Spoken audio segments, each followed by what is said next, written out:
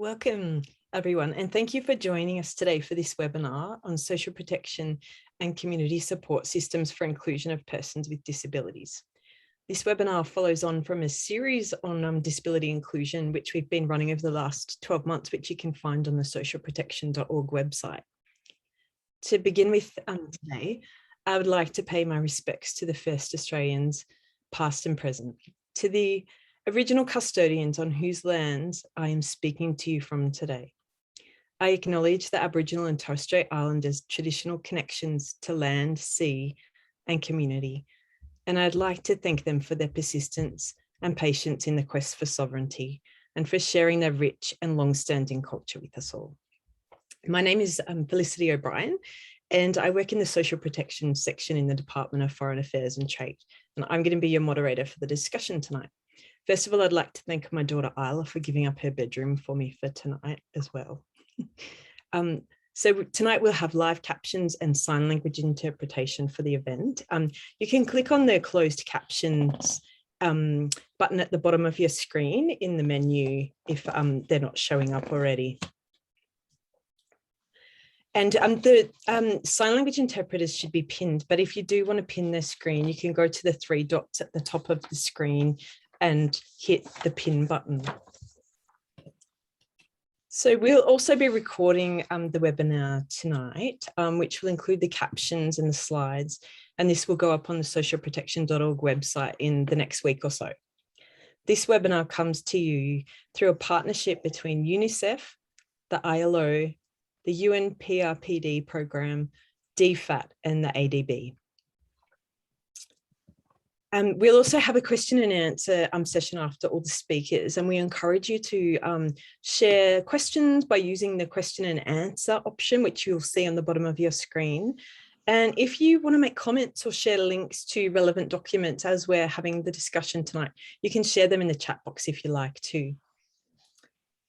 So events over the past year have really shone a light on all kinds of inequality, including around issues of disability inclusion. In this series of webinars on disability issues, we have sought to draw attention to the gaps in social protection coverage for persons with a disability and highlight what is required to ensure rights-based systems, inclusive and accessible social protection systems are put in place. In today's webinar, we will be focusing on community support systems for inclusion of persons with disabilities and how social protection can finance and support these essential services. We'll be diving into issues around gender in relation to the care economy and the increasing demand for long-term care and support for ageing populations in many countries. COVID-19, as we know, has highlighted the great gaps we see in terms of community support services for children and adults with disabilities and their families, and the lack of attention to gender issues that are significant with regards to this issue. And we have a distinguished panel of expert speakers for you today who will be unpacking these issues for us. I'll introduce them in the order that they will be presenting. You'll see their biographies and photos up on the screen, so I won't go into too much detail, but our first speaker tonight will be Alex Coate from the Disability and Social Protection Policy area. He's a specialist in UNICEF. Second of all, we'll be having Aaron Greenberg from UNICEF too, and he's the Regional Advisor for Child Protection in Europe and Central Asia, speaking about the care economy. Then we'll have Sawang Srisom, who's a project manager from Transportation for All in Thailand. And he also works for the Leonard Cheshire organisation there. We'll have Meredith Wise, who's a senior social development specialist from the Asian Development Bank. And lastly, we'll have Tom Shakespeare, who is a professor at the London School of Hygiene and Tropical Medicine, and he specialises in disability research and these issues. So I'll now pass over to our first speaker, Alex, and we'll get started. Thanks for joining us.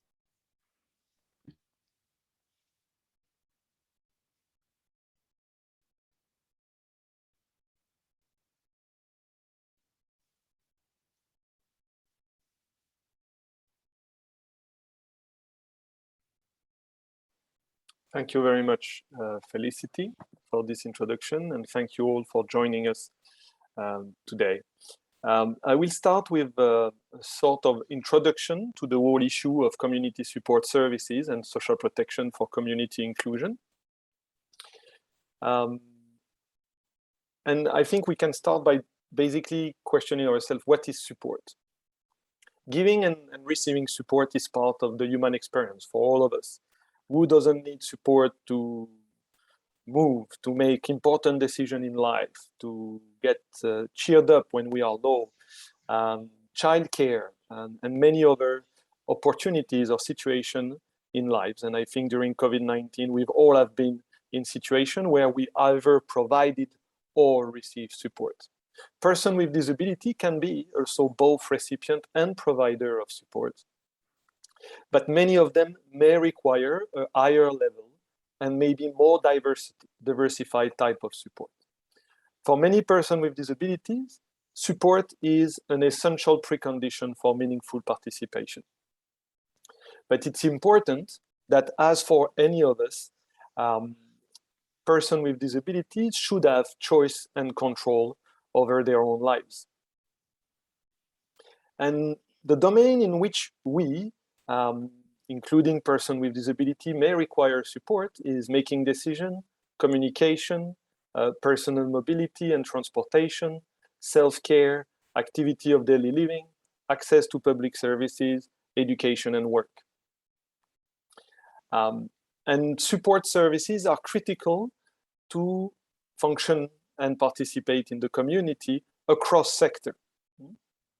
And it goes from accessing healthcare to accessing justice and everything in between. And the level of support that we have depends on three main elements. Our level of functioning, the amount of difficulty we may have carrying out daily activities, the barrier in our environment, at home, in the community, at school, at work, in transport. The higher and more diverse the barrier, the more individual support is needed. The level of participation that we are seeking. If we stay at home and we do not much, our level of support will be minimal for many of us. But if we seek participation, then our functional difficulties and the barrier we face will tremendously raise the level of support. And when we look at the place or the role of support in disability-related costs, which are all those costs that persons with disability are facing while trying to achieve basic participation, we realize that support is actually the most significant part. On the screen, I project data from New Zealand that we showed in previous webinar on disability-related costs, which detail for different groups of persons with disability with different functioning difficulties, the cost they would incur in seeking participation. And it excludes support delivered at the workplace or needed in the workplace. And what the graph shows is that if we look at the cost related to transport, equipment, such as assistive technology, and support for many persons with disability, especially those with high support needs, is a very significant possible expenditure, which can represent, up to 4 or 5 times the minimum wage. And the question is, who can afford that? And the graph I show now is related to other data that we have from South Africa. And we try to see over the costs of disability that people face, of which support is the most important. Where do you need to be in the income distribution to be able to afford? If you want to participate and you are a deaf person in South Africa, you need sign language interpreters. And if you want equal participation, you will need to be in the top 3% of the earning. And if you are a person with physical disabilities, with high support needs, staying at home, not doing much, but being safe and having the care you need, you would need to be in the top 30% of the income distribution. The CRPD, the Convention on the Rights of Persons with Disabilities, mandates states to actually ensure access to support so that people can have choice in the way, in where they live and with who they live on equal basis with others, and in combination with greater access to all community services. In most countries, unfortunately, this is not what's happening.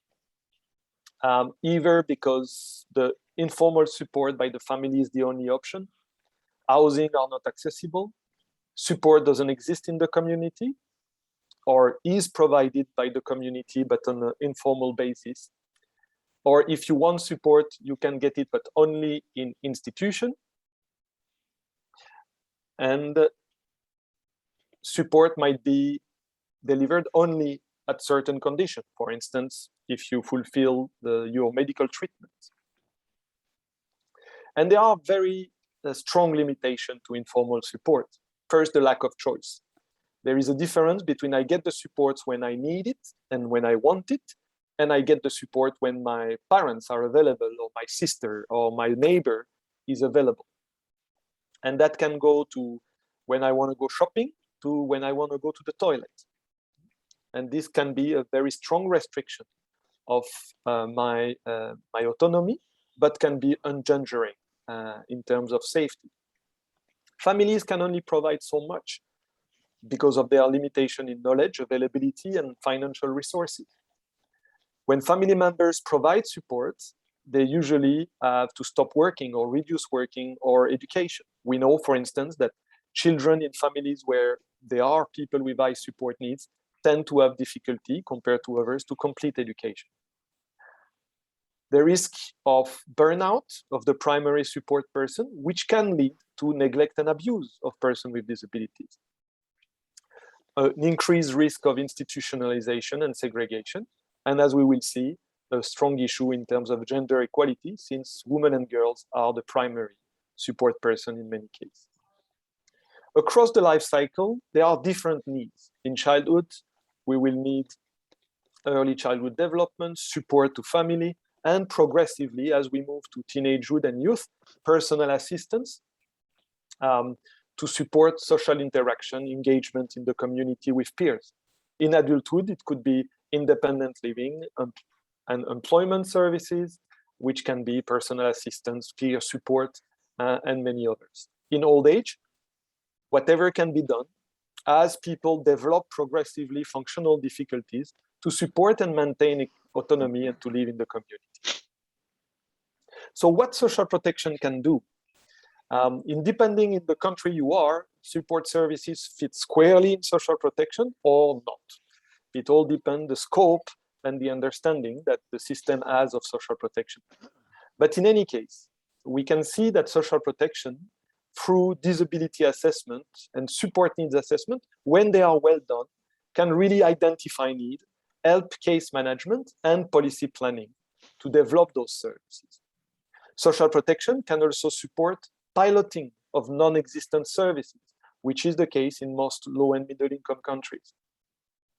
It can also help the development of regulatory mechanisms such as standards, contracting, licensing, and financing for services that will be delivered by NGOs or organizations of persons with disabilities. It's important to know that in high-income countries, where support services exist more, publicly funded, exist more than in low-income and middle-income countries, most of those services are actually delivered by non-profit organizations or the private sector, but contracted and financed by government. But it can be also providing cash transfer for first-person support to adults with disabilities that will then choose who would be personal assistants and will manage them. It can be also direct provision of such services, still by fostering choice for persons with disabilities. It can be also caregiver allowance for parents of children with disabilities, who may nevertheless need, for instance, respite care to sometimes take a break, resource, and for the child also, or the person with high support needs, to be able to have the best relationship within the care and support that is provided.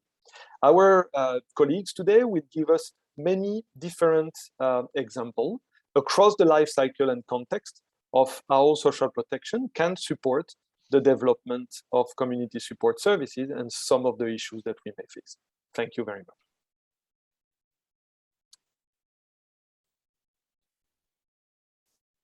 Thanks, Alex. We'll move on to our next guest speaker now. Aaron, are you ready to kick off? I am ready to kick off. Thank Great. you so much. I believe the presentation is being controlled by someone other than myself. So please go to the next slide, if you would. I'm going to zoom in a bit on the Europe and Central Asia region, which is the region I've been working in for the last 4 years, 8 years total in my life, in my professional life, where the most visible children in terms of disability are in the wrong service that needs to be eliminated, institutional care. We have the highest rate of children in institutional care in the world, according to UNICEF's division of the world into regions. So if you look at the Europe and Central Asia region, the highest known rate of children in institutional care globally. Over time, children with disabilities have become a higher proportion of children in institutional care in this region, because even though the numbers are high of children in institutional care across the region, they are declining. And I'll come to that in the next slide, because there is a growing universal consensus on institutional care and the harm it does for children and the amount of resources it sucks up to do harm to children that could go into a more diversified set of line items in a budget to support the types of services that my colleague Alex was referring to. Next slide, please. So countries, as I noted, are steadily reducing the number of children in residential care in the region. And here you have a little snapshot of some of the countries across the region, and you see a wide range of disparities in this. These are self-reported numbers from governments, which also tend to change over time, because as many of you will be aware of, governments' definition of institutional care oftentimes changes as their understanding of the scope of institutional care across different line ministries and in faith-based organizations and others increases. So next slide, please. Here we have the number of children with disabilities in public residential care at the end of the year, again, showing over time, decreases or increases, as it were, in some countries. But mostly what we see here is an inability to steadily address the issue of closure and transformation of institutional care for children with disabilities in the region. And this slide is particularly important, I think, because if we think about the Europe and Central Asia region, here we're looking at countries predominantly which are also members of the EU. Next slide, please. So what is community support and social services? What is the learning about the transformation and closure and redirecting of resources from institutions to other services? What does that look like? Certainly, we've seen a lot of emphasis on daycare centers. And I think part of that is the resistance to move away from some structure at community level, maybe an overemphasis on daycare centers rather than in real integration. There has been a lot of focus and push to governments to look at early intervention services in the home, in the families, family counseling and support, services, community-based services, respite care, personal assistance for children, older children with special needs, and also for families caring for children with disabilities and other specific programs.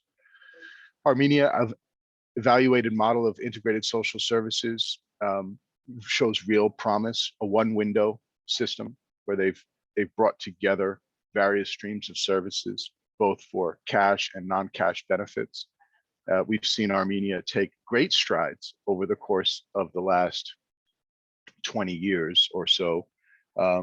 These things do take time to systematically transform institutional care into community support services. One of the problems with institutional care is it's very hard to break down the structure.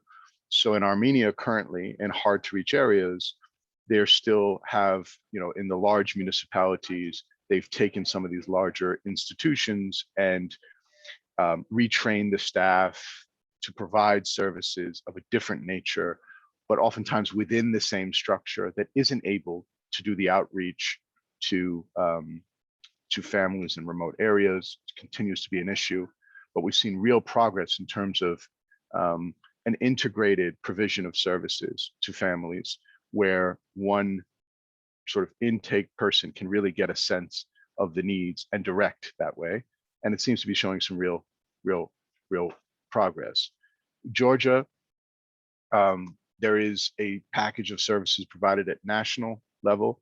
There are also, there's a new child law in Georgia that is being operationalized, which also defines real clear roles for municipal level social work services with an emphasis on disability inclusion. Romania has a model of a minimum service package at municipal level, which is now going to scale in Romania, and which I think many believe who have followed Romania for many, many years in terms of their struggle with the legacy of institutional care for the entire vulnerable population. So whether you are an adult with disabilities, a child with disabilities, a young person on the move in need of care and protection, a child from a household with violence who needs an intervention and removal from that scene, that the only solution was institutional care, that they have evolved quite a bit from there, but they still have 20,000 children in institutions in Romania. Again, a high proportion of children with disability. I think part of the issue for governments to move that forward is the intersectoral nature, is moving from a medical diagnosis to a social diagnosis, moving to ICF, really looking at truly inclusive education, an enormous challenge, it seems, for many governments to prioritize. And so we have to be cognizant that effective, comprehensive support for deinstitutionalization requires other sectors to do a lot more on disability. And we've seen some of that in Moldova, in North Macedonia, again in Armenia, and in some other countries that I've noted here on the screen. So there is some good practice that we can draw upon. UNICEF is doing a multi-country evaluation starting in 2022 of at least 7 countries across the region in their experience of trying to advance comprehensive reforms for institutional care, looking particularly at children who tend to get left behind in those reforms, children with disability, children from ethnic minority backgrounds, and children who have experienced grave harm, violence, abuse, and exploitation in their older years. Next slide, please. I want to zero in a little bit on Moldova, and coming back to the topic of this webinar, social protection, social service reform of a system which is largely held, not always, but largely held by the social affairs ministries, which in countries are responsible for the range of services, not all of them, but a range of services that we're quite concerned with in terms of their availability, their accessibility, their quality. You see that children in residential care from 2002 to 2020 decreased from 2,100 to 350 with